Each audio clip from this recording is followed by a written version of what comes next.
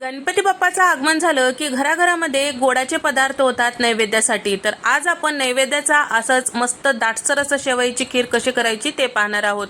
कढईमध्ये 3 चमचे तूप टाकून घेतलेलं आहे। 2 कप शेवई छान लालसर होईपर्यंत परतून घ्यायचं। एकसारखं परतून घेतल्यामुळे छान रंग येतो आणि चविष्ट अशी शेवईची खीर तयार होते। लिटरभर दूध साधारण 10 मिनिटं घोटून घेतलेलं आहे। त्यानंतर यामध्ये टाकलेलं आहे। छान एकसारखं मिक्स करून घ्यायचं। साधारण 5 मिनिटं छान याला हलवत राहायचं जेणेकरून व्यवस्थित असं शेवईची खीर तयार होते।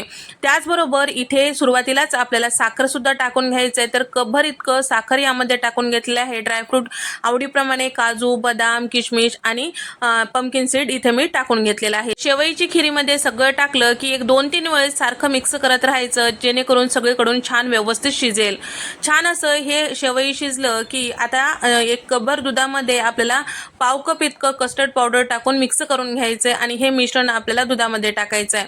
छान असं मिक्स झालं की एक मिनिटभर शिजून घ्यायचं। इथे दाटसर शेवईची खीर तयार झाली। व्हिडिओ आवडल्यास व्हिडिओला लाईक करा, शेअर करा आणि सबस्क्राईब करायला विसरू नका। गणपती बाप्पा मोरया।